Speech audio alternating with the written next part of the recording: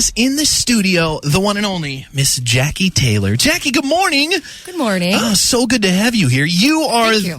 What is your title on this podcast? The podcast is Relative Unknown. Are you the narrator, the creator? What's your official title here? I'm not the creator. I am the narrator. So it's a story about my life, my father's life, and what we just kind of went through on the witness protection program. It is so interesting. Thank you. Let's start at the beginning of how did the podcast, not the beginning of your life story and your dad's story, how did the podcast come about? I mean, that's what I was wondering. Like, you have an amazing story. How did they know you had an amazing story? Like, how did you get connected with these people that put this together? I've been working with a production company, Rumor Productions, for about 10 years. And they've been following me around doing a documentary and a documentary series. That was their hopes. And connections were made in New York City. One of my producers, David Balinson, I believe his wife, I'm going to get in trouble because Zach's listening. His wife went to school with Zach Levitt's wife, I believe. Okay. I hope that's right. Sounds good. Yeah. Right. Yeah. So that's the connection. So are they still working on a documentary, or did they change? Yeah. There's a lot. Yeah. Because that's what when I listened to this, somebody said, like, I bet that could be a movie. And I was like, I guarantee a movie will come from this. There's no way to listen to that and not want to see more. That's our hope. I mean, it's so incredible. So that's how it came about. And also, I want to tell people, they hear local podcast. It's not local. It's a podcast that has a local connection. Correct. But they hear local and they think it's going to be you like, hi, everybody, we're here to talk. This is like an insanely polished, like very, very well done. I mean, better than a lot of the big name podcasts I regularly listen to. I mean, this is smooth. Right. It's got interviews with everybody involved. It's got great music. It's got, actors playing characters. I mean, it is very, very well done. I am very lucky to be a part of this. Cadence 13, Zach Levitt, they're just amazing. Yeah. And the first episode that I listened to, I was on the edge of my seat, and it's my story. Yeah. So that just, I'm like, holy cow, I had no idea the level of professionalism that I was dealing with initially. So well done. So you said the music even is amazing. Right. It is. I mean, all around is so good. So then let's get to the beginning here and tell a little bit about the story here. How do you sum it up? If somebody said, what's the podcast about? And you say it's my life and my dad, like, well, tell us a little bit about your dad and your life. It's really hard to sum it up. Yeah. It's just, my life has just been kind of a roller coaster, and now I'm just trying to live the good life with my children and, just like everybody else, because I am just like everybody else, but I do have a crazy past. That's what's so crazy, too, is like I started listening to the podcast when people said, oh, there's a local podcast, there's a lady from here, and I'm like, what? And so I started listening. I said, this is so crazy. This is incredible. I can't believe she's here. And then when I put it together that it was you, I'm like, I know Jackee. I'm like, I had no idea. Like, I know you as who you are now, living in this community, and I had no idea you had such a past. Right. I also didn't know that you lived right down the street from me when I was very little. We grew up together. Yeah, exactly. You were the little guy that did magic tricks. Yes, that was me with my curly hair and living down the street. But so the beginning of the story, I mean, the easiest way to sum it up is you were a normal kid with a dad who you thought was like a normalish dad. I thought that was all normal growing up in a Hell's Angel clubhouse. That was normal to me. There was nothing abnormal about that. I had a bunch of uncles that had motorcycles. That was my norm as a kid. And then we moved here and it was just completely different. And, then it changed. So. Was this where you moved in witness protection? Correct. This is where they moved us. What a fun, it just sounds so Billings. Once you think about it, where it's like, where could we put you that it would just be like normal life and like out of this is like Billings, Montana, where I'm like, yeah, that's a good fit. It's a metropolis out in the middle of nowhere with really no gang affiliation. There's a couple of MCs around, but they're good people, so there's nothing to worry about here. And so this is where they put you. And so for people that don't know, your dad, let me get this right. He started the Banditos. He was one of the founding members of the Banditos in Texas. And so then after that, that's when he got into because he did a few different MCs before Hell's Angels, right? Yep. And so then he makes it to the Hell's Angels, and he wasn't just a Hell's Angel. I mean, he was a big dog, and I don't know what their ranks are like and how that all works, but I mean, he was a pretty powerful figure in the Hell's Angels. He was, yeah. He did start not just a couple, he started many chapters in the Northeast states and even a little bit down south. So he was a VP of the Cleveland Hell's Angels. And, I learned a lot about him after his death, unfortunately. I had no idea really who he was until I started digging. And that's what's so incredible about it, too. I mean, I feel like the story, obviously, is so interesting from the beginning to the end. But what really makes it great is, like, so when he passed away, which is obviously a crazy story Right. in itself, you found a chest of his stuff and he had like memoirs in there, like journals. Is that what it was? He'd written many books. He wrote a very long, lengthy manuscript depicting everything in his life. I mean, he was a genius, but unfortunately he went the wrong way. That's what I say to everybody. His writings, oh my gosh. I say that's what makes the story so incredible, is that you're not just looking back going, here's kind of what I remember from my dad, or here's Right. stories I'm hearing from other people. He has written in such an articulate and like thorough way his whole life story, so you don't have to put the pieces together. He's Exactly. done it for you. You Yeah, can he just left look it back. all, yeah. Which that's what I think makes this story so much more incredible than just it's wild on its face, but when you have him telling, I mean, that big fight in that club that they were Polish at. Women's Hall. Yeah, which was like an iconic Right. gang fight in the nation. I mean, Yep. to hear him getting paralyzed, when he's stabbed. It and was him, really graphic. Yeah, that's what some people get turned off when I tell them that story. I'm like, yeah, and then he like cut a guy's guts out and stuff. Yeah. And they're like, I don't know if I want to listen. I'm like, no, that's just like a quick part of like, you Right, need to know right. that part to understand how crazy it is. I know, But- and I've been desensitized to things like that too, and reading it and, not thinking about, oh shoot, I just told my friend's mom to listen to that. Oh no. It's Don't part of the listen story. to the middle part. Yeah, you need to understand that. And so Right. then somebody said the story sounds like it's straight out of Sons of Anarchy. Like, do you watch that show? A little? or- I did. It was really hard to watch because it's Does it feel very close to home? glamorized. Oh no. Oh, I see. So it's much more There not- wouldn't be a guy with blonde hair that no. No. Straightens his hair and white tennis shoes. No, not going to happen. Not going to happen. And so then to sum up kind of the rest of it here, your dad dies we haven't gotten to the part yet really where the connection between the witness protection program and what happened to your dad. Isn't there, don't you feel like they've kind of dropped the ball in a lot of ways? Yes, absolutely. So that's mainly why I'm doing this, is to just spread awareness. This is kind of the time for change right now. America's going through a lot of stuff, and it's the perfect time for me to do this. I'm just trying to raise awareness of where our tax dollars going to. And this is huge. She begged and begged for help. You can't leave somebody like that out in the middle of nowhere and tell them to have a good life. That's what happened. So that's what they sent your dad, because you guys came here. He didn't come here, right? He went to prison. Okay, so he went to prison. Right. Even after he rolled and everything, I mean, like because he was like, that's the reason you guys were in witness protection, is because he Correct. testified. Yep. So even after he testified, they still sent him to prison? They did. Okay, Yes. and so then when he got out of prison, was he in witness protection? He was. And they sent him somewhere totally different? He got in trouble. They changed his name, moved him again, got in more trouble, changed his name, moved him again. So it's a whole, they'll keep doing that for Oh, you. yeah. Like once you're in the system, witness Yeah. protection, they'll keep re-protecting you. So he had, how many different identities do you think he I had? think in total 4. 4, okay. And we're talking like real, you guys, we're not talking like an alias. Like we're talking a full new, like this is who you are now. Right. Not just like Different call name, yourself. social security number, everything. Wild. And so what do you feel, I mean, what's in regards to, like, we can talk about your experience in a second, but in regards to your dad, like, what more do you think they could have done, or what could they have done better to, like, make sure he didn't keep going down that path and didn't end the way he ended?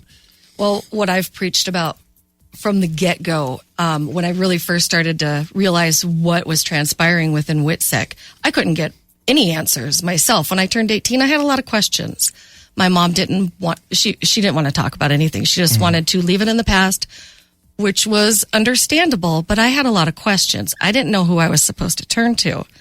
So I stormed up to the federal building one day, and this is before September 11th, but I still got in trouble. I had no health care. I had no mental health coverage. I had no counseling, nothing like that. Interesting. So that's a big thing to me. I have a lot of people reaching out. I don't know if it's gotten into it in the podcast yet, but monthly people are reaching out to me. Hey, I Googled witness protection program. I'm in WHSSEC. What do I do? I don't have a birth certificate, and I can't get a passport. I can't leave the country. Interesting. There's a lot of hang-ups still. So that's why I can't stop this until everybody's righted. I had no idea, and that makes so much sense. Why would they? No, I understand, like, your mom, while you're a kid, she can kind of be the contact, and she can be in charge of that, but Once there they turn should be a 18. thing that when you turn 18 where there's, like, here's a dossier or a packet of, like, here's what you went through, Exactly. here's what you do next, here's how to get a passport, Yep. here's how to get a birth certificate, here's mental Exactly. health resources, Yep. why would they? Because they do a pretty thorough job of getting you out of there. I mean, the place they took you to, they kind of have that handled pretty well, it seems like, where they give you all the resources, but then once they send you off somewhere, they're like, they wash their hands of you. And it's like, figure it out. Absolutely do. And, Bill Mushi said it the best. there's a tier level of different people who have flipped and gotten into WHSSEC. The more like the Henry Hill story, there was claims that his wife had plastic surgery. They were given all this money. We weren't. We were dumped in a seedy motel on a not so good part of Billings. And, I saw a lot of stuff over there. And even when I went to go back to visit. So they don't like buy you a big house or anything either? It's just a place. It's like, here's your new identity. Here's a new place. Fend for yourself. They didn't help my mother find a job. We had to find our own car. We moved here in January. We were walking the streets of Billings in 1982 in January. That is so good to know for people, because I think people like me thought, like, oh, they hook you up. Like, witness protection's like, here's a whole new life. Like, they take care of you and get you started. And no, they just put you somewhere. My number one thing is children being put on. That's where it needs to change. Yeah. And we need, we have to have counseling in place. Different services need to be in place. So this is my platform, and I'm very thankful to Cadence 13 and Zach Levitt for allowing me to do this. They've provided the platform to get the story out so that I can. My main goal is to testify in front of the Senate Judiciary Hearing Committee. Senate Judiciary Committee hearings. Let's do it. Is there anything happening there? Like, do we know if hearings are coming about, or are we trying to get some hearings going first? Trying to get lots of attention. Okay. I hope so. I mean, I think people are going to hear the story and realize, like, it is I think people don't pay attention to it because who am I going to know that's going to go into WHSSEC? Right. Which, now that I know how to say that, it sounds cool. Right. But witness protection. And I think they realize, even if it is a small segment of society, it's like you still can't leave them hanging like that. We can't abandon. I couldn't leave the country. I couldn't go to college, And those are small potatoes compared to what other people are going through. It really is, but it's still, we have no idea what the suicide rate is on WHSSEC because it's not being reported. And it was, I was going to say the secrecy of all of it is like, the government doesn't have to come out and say, we're really dropping the ball on this, because it's like, who's going to pay attention? Who knows how many people are in this program? Who knows any of that? Has the government communicated with you at all? Like, are they open to like, well, Jackie, let me tell you the story, or let me explain it? Or are they kind of like, this is what you get? This is my favorite. Then my mother told me to do this a long time ago. If all else fails, call the news station. And that's exactly what I did. So my children's Medicaid was cut in 2008, I believe, because I didn't have a birth certificate. So that's what propelled me to call the Billings Gazette and air my story. I was mad that day because now it's affecting my children. Yeah, I was going to say, it's not just an inconvenience for you. It's like my life is like, this is really hindering my life and my children. So to answer your question, the next day after it aired, I get a call 00000, and I know that that's the marshals. Usually after I do something in the media, I get a call the very next day. I haven't yet with this, though, so I'm a little surprised. This might have gone up the flagpole a little bit, where they like give her a call and like, let's send this to D.C. or let's talk to someone else. Something needs to happen, because I just get louder and louder until it does. Exactly. Did you have any idea when the podcast first came out how big it was going to be? I mean, that it was, you guys are like top in the charts. You knew right away that this was going to be good. With the people that I'm working with, absolutely. Zach is very good at his job. Did you listen to Root of Evil? Yes, I did. That was the very first podcast I ever listened to. Me too. Like, I was really? I started dabbling in them where I was like, I'll check this out. That was the first one that I like listened to as a series all the way through. Right. And I thought it was so amazing. I mean, the story, the people that told the story, the details. Like, if you guys haven't listened to Root of Evil after you're done with Relative Unknown, check it out. But it's the Black Dahlia murders, and essentially the family that's like, yeah, that was our grandpa. Like, he's the Black Dahlia murder, and like their evidence is crazy. And so you get the history of the murders, which is already interesting, combined with their new take on it and the family connections, and brilliant. He's amazing at what he does. So my story is all twisted. Their story is all twisted. He has this brain that he can figure out how to put things together. And that was where we were struggling. My other production company that I work with, we were struggling on, where do we start this? Do we start it with the fire down in with everything that happened in Texas? Do we start 1980? Where do we start? And Zach just knew exactly what to do. And there's some people that Zach's obviously intelligent in making podcasts for intelligent people. Some people can't wrap their head around that still. Even with yours, they're like, I don't understand the timeline. Like, he killed himself, but then he's fighting still in a bar. And I'm like, welcome to having to open your mind and have a story told. Exactly. And then then they go watch Inception or the new movie Tenet, and like totally fine with like time reversing in the middle of stuff. They're like, yeah, that I understand, but don't tell me a story out of sequence. But I agree. I love the fact that he decided anyway. It starts with your dad's death, which is a pretty brutal. I mean, it's right away. We can spoil it, but your dad. I mean, it comes out right away. Your dad killed his wife and his stepchild and then himself, set the house on fire, and then killed himself in front of the house. So, and how long ago was that? That was in 2013. Okay, so fairly recently here in the grand scheme of the story. And so that is wild. And then you hear that and go, that's what I love, because that whets your palate of going like, whoa, like how did we get here? Sucks you in, which is exactly where it's, and then it goes, welcome. Like now that you know this ends with chaos and in craziness, how did we get, and then the whole rest of it is telling the story of your dad and the witness protection program.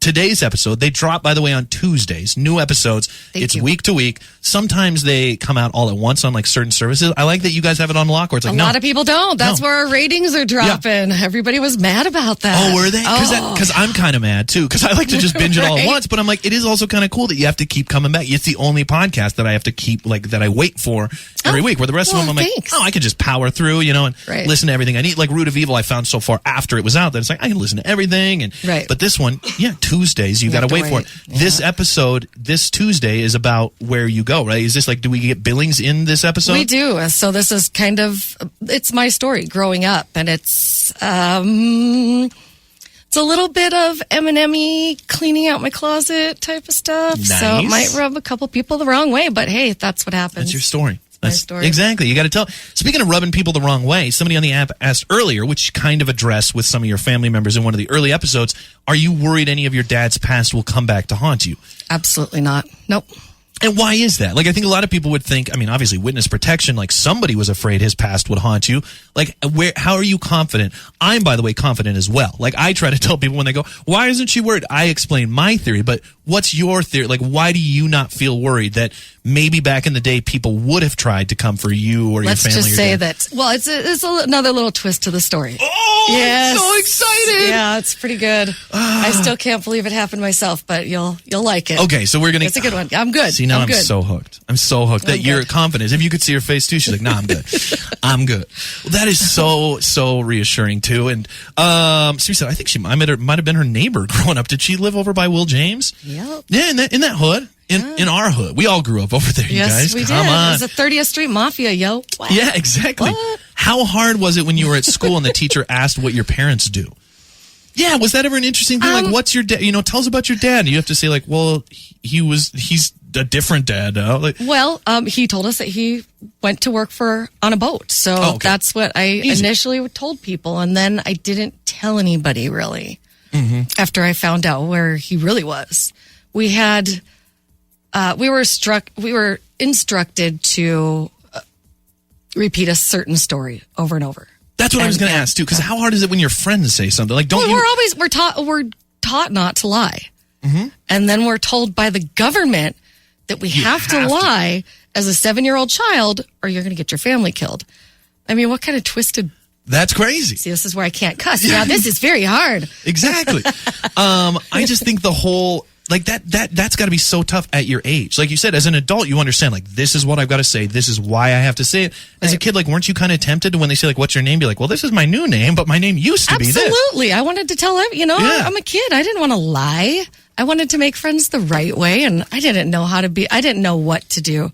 I was a little girl that stood in the corner. I had no idea how to be a kid for a while. It was tough. I can only imagine. When did you first start telling your kids about it? Like, where you're just like, oh, by the way, if they ever ask, like, what's up with Grandpa or something, like, well, let me tell you guys a story here. My youngest two, they don't know too much, and they don't really care to. They know I've had a crazy life, and that's okay. They don't need to know. You're still mom. Yeah.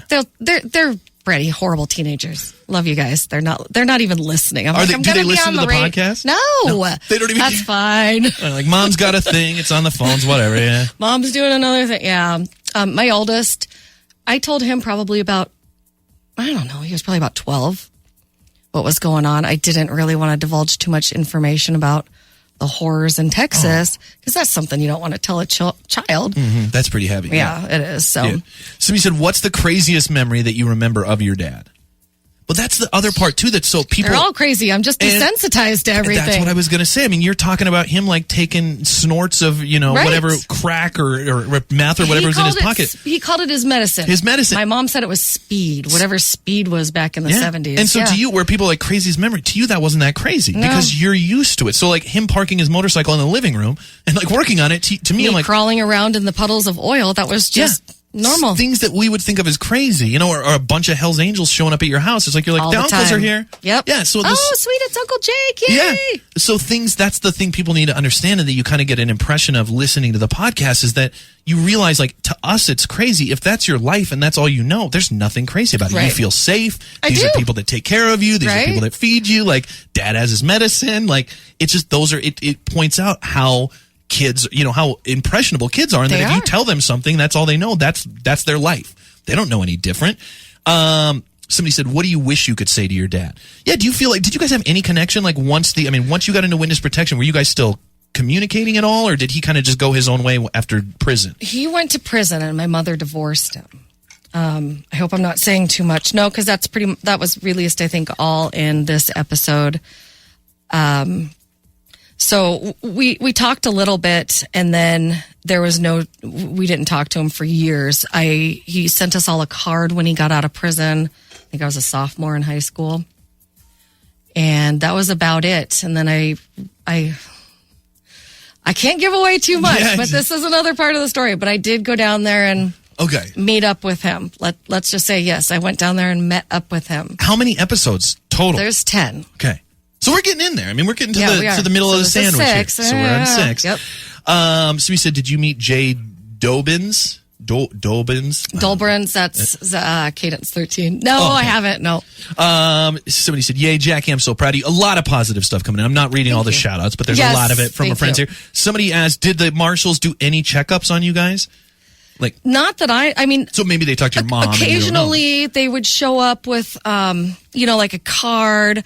I remember I answered the door one day and it was a guy saying, I can't remember, something about he was a delivery man or something, but he had a card. I knew he was a marshal. Yeah. So they'd show up with cards every once in a while. So there was some sort of a I don't know too much, though, because my mom didn't talk about it. Exactly. Somebody said, with all this, with going through all this, how are you finally able to have normal relationships and meet your husband and feel safe to have kids and stuff? Yeah, like, how did you get out of this and go, like, I can start living my own life freely? Or is that what we have to find out later? Because like you said, you're not scared. It's been rough, lots ups and downs in my life. I have 4 children. I adopted. He doesn't claim me yet, kind of. But, it's just been a wild ride.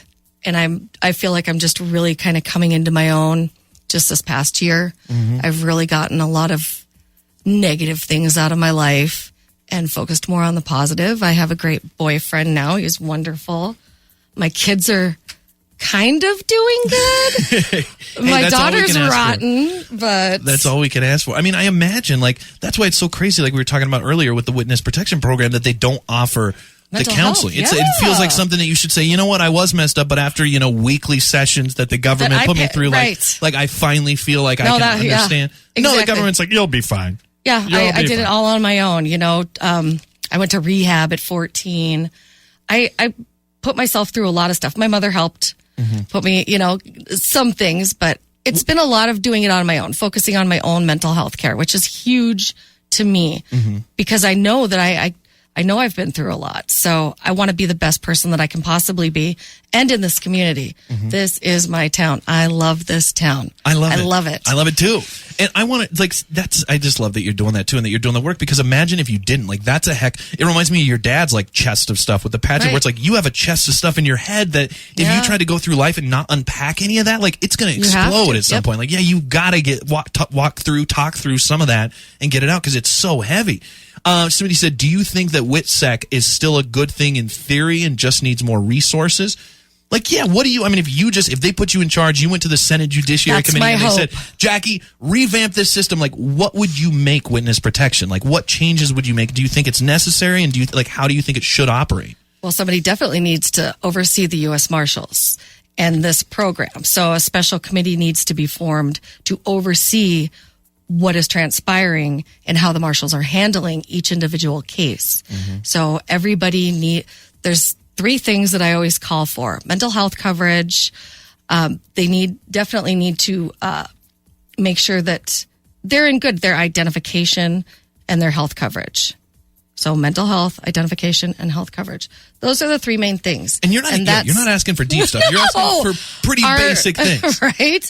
Our social, our right to be in this country, to live what's the words I'm looking for? You're treated like an illegal immigrant, like somebody that comes here illegally, and they're like, I can't get on paper, I can't get. That's how you're treated as an American born in this country. Yeah. And the government, I pay my taxes. Yeah, the government's made I'm a good you citizen. illegally, essentially.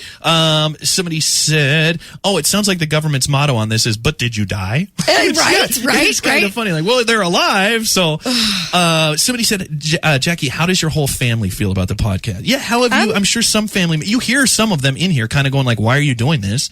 Why are you bringing this up?" So it's a mix. It is a mix. My mother, definitely not. My mother and I don't have a relationship anymore, unfortunately. My sister, hi Jamie, I love you. I know you're listening. Hey Jamie. My sister doesn't want to. She just wants to go live a normal life, and I don't blame her for that at all. She's very supportive, but she doesn't want to be a part of this. But she knows that I can't stop. Yeah, so she's like, I'll do my thing, you do your thing. I respect your thing, it's just not my thing. And I completely get that. I'm nothing special. I just want to live a normal life too. I don't want everything that comes with this. And that's why doing radio is so awesome, because nobody really knows my face. Exactly. So I can still go places. You're just hanging out. Right. Behind the scenes here. So, a lot of my brother doesn't want to have anything to do with it. I have a couple people in Ohio that are super happy. But the funny thing is when my cousins call me or somebody will call me, "Oh my God, I was listening to a podcast," and it's your voice. Because I didn't tell like a lot of family back in Ohio. So they just stumble upon it and realize like, I know this story. So it's a little bit of mixture of both. Supportive mainly, but some of them have just, I can't believe you're doing this. Someone said, no matter what, I love you, Auntie. Somebody's got you there. Somebody's on board. So speaking of your family, we've got that.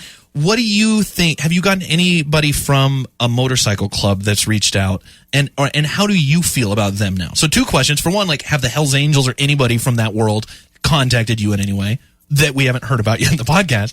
And then secondly, how do you feel now about MCs looking back? Because this is a thing. Like, I started this show many years ago saying motorcycle gangs, and I got corrected right away. Like, no, they're not gangs, they're clubs. And like, so I quickly learned like the difference. And then I might be ignorant, I do believe there are now motorcycle clubs that are kind of just straight clubs that are like just guys that get together and like to wear similar patches and stuff, and they do nice things, and they might not be involved in anything shady.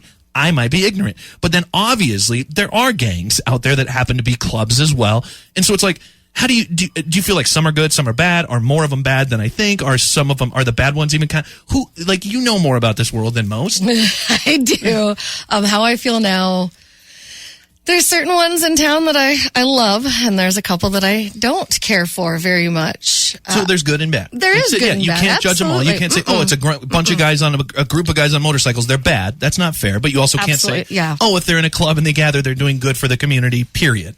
There's good and bad, like in everything. Even the HAs back in Cleveland now, they're all about fundraisers and doing wonderful things for the community, which I think is wonderful. Mm-hmm. But there might be another side to that. Right. Have I hung out with bikers here? Yes. But just like I said before, I'm just so desensitized to everything. Yeah. So seeing certain things, it doesn't faze me at all, where it might scare some people. Is it, somebody brought up too, the Banditos. Do you have any, do the Banditos here think you're cool? Because don't we have Banditos here? No, maybe. There's no chapters here. I think there's a couple of guys that are loose. Hang around. I forgot all the terms here. Well, you learn a lot of terms listening to the podcast. You do. But I was wondering if they must think you're like a hero. It's like, dude, your dad's one of the founders. You're royalty to certain MCs out there. My dad is not loved by any MC. Oh, I guess, once you turn, they're kind of like, big snitch, I forget that. I forget there's that. And so, I'm just the Hells Angels. We don't have Hells Angels here either, right? Like an official chapter. There's not like a Hells Angels clubhouse. Nope. Where's the closest Hells Angels? Like a big city around here, maybe? I believe it. I think it's in Denver, because I don't think there's anything in Wyoming or the Dakotas. Not that I know of. Probably a bigger city. And so, like, would you assume that, like, your story and your dad's name and stuff would be, like, well-known and very still hated within the Hells Angels community? Yes. Okay. So you probably wouldn't, like, organize a meetup for a chit-chat about what the life has looked like since... Oh, no, we get along. Let's just say we get along. You guys, there's more episodes. I got lots of love. There's more episodes coming. They're still here. my uncles, yeah. I cannot wait. Oh, I hope love it. that wasn't too much. I love it. You guys, episode 6 is out today, every Tuesday. Where do you listen to your podcast? Obviously, everybody says I go do to Spotify. I do too. Just because I have a Samsung. I'm a Samsung person. Spotify's better for podcasts. And they do say, a lot of them I listen to say, get it on Spotify or wherever you get your podcast. Yes. So, but yeah, Spotify's where I go as well. Where I don't listen to podcasts. Very rarely do I listen to podcasts, and they're a lot, usually not as deep. They're like fun conversational interviews with celebrities and stuff. What would you say to someone like me? How would you get me to check this podcast out? It's a little forensic. It reminds me of a Forensic Files. Like a Dateline NBC. Yeah. Like 2020, like a murder mystery. Yep.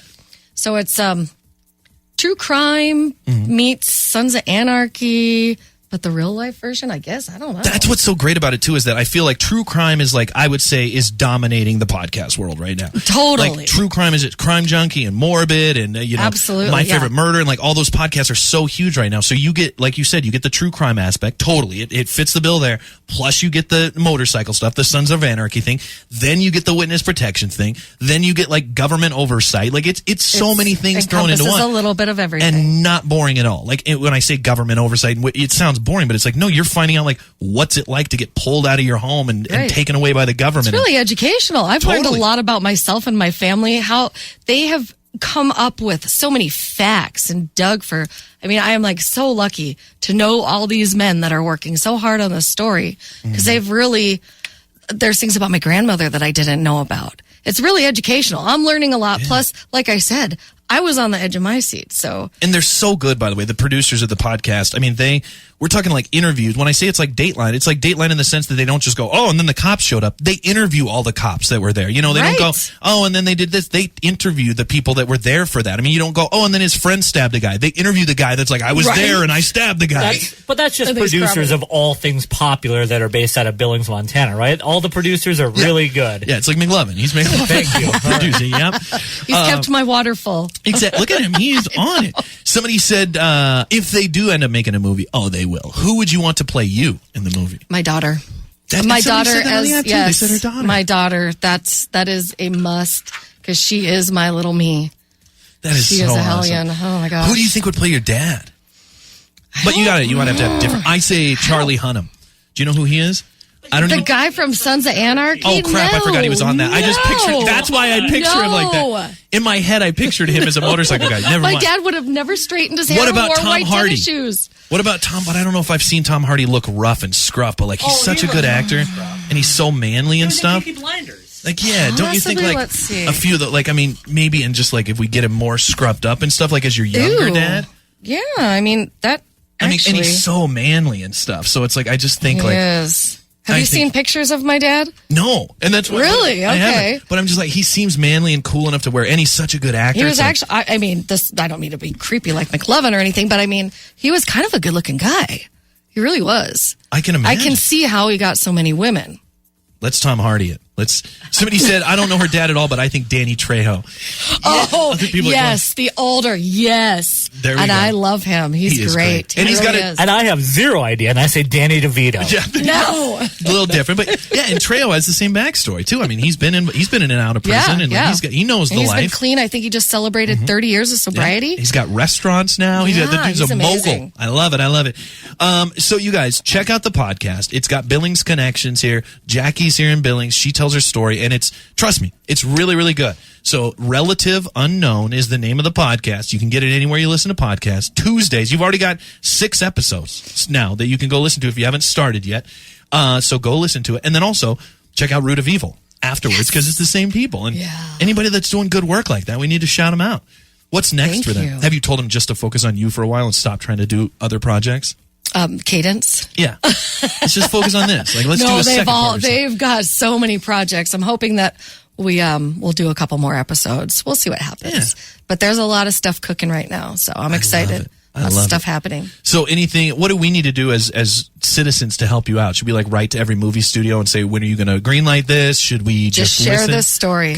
Because the more awareness that spreads, the better. Yeah, post it on your face. When you start listening to it, you guys, some people, like we're hearing this morning, we've talked about it. People got annoyed how much we were talking about it before, like more about this podcast. And now already this morning, so many people are going, what's it called? What's it called? So cool. Even though we've talked about it, people still don't know. So when you listen to it, if you like it, share it on your Facebook page. Say, hey, this is a great podcast. Tell your friends what it's about. Tell them to listen. Let's get some traction. Hopefully here. Tester will call me soon. There you go. Oh, we've got some ins. We'll make some calls. We'll get somebody to get in touch with you here. Jackie Taylor, a podcast is Relative Unknown. Shout out to Cadence. Who else do we need to shout out? Who's some of the guys behind this? Oh, my son Connor. Yes, Zach and Michael and David, my producers from Rumor. They're wonderful. And Via's in Vegas. That's my niece. I love you, Via. Shout out to all of them. And shout out to you, Jackie. Thanks for doing it, and thanks for coming up. Yeah, thanks for having me. This is your first local promotion of this. So we're doing a lot of stuff, lots of promotional stuff coming up. I'm really kind of nervous about that. Do you have any big stuff? Like, did they say, like, oh, by the way, you're on Ellen next week? There's a couple things coming. Yeah, a certain magazine was mentioned. I said, well, hold on. I work out in Laurel. I said, I got to go to Walmart in Laurel. And they said, well, why? I said, I got to see where this magazine's sitting. So I know if I can't do it if the magazine's right up front there, because I don't want everybody in Laurel to see my face. I'm trying to, keep some anonymity. Exactly. Yeah, you want people can know it's you, Jackie, but you don't want it to be like, there she is. Yes. There she is. Oh, somebody said, love you, Jackie. Luckily, they changed your face. They replaced your face as a child. You used to be a totally different person. Did they do any of that stuff for you, or did they just change your name? They just changed my name. I have a Wisconsin Social Security number, which hangs me up at the banks sometimes. My dad had a little plastic surgery. They did give him a little. No, this was straight face off. She used to look like Danny Trejo. No, the other one I was trying to think of.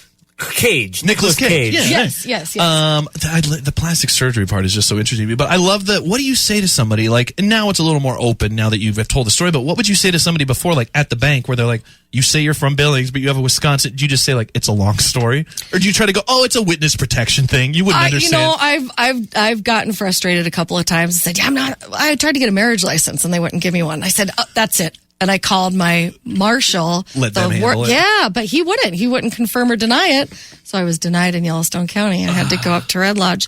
But I have snapped a couple of times out of frustration. Oh, that would be endlessly frustrating. It was. It's not your fault. And then they did, you're on the witness protection program and you're trying to get a car loan. That's your excuse. You're trying to get a car loan. We're not approving you, so you're on the witness protection program now? No, I really so frustrating. You guys, Relative Unknown, check out the podcast. It's amazing. Jackie, thanks so much for coming up. Thank you. It's wonderful. Keep in touch. Let us know how it all ends. Definitely. If new stuff's happening. Okay, I love sounds it. good. Coming up next, McLovin's going to go like, I didn't listen to that. What's the podcast about?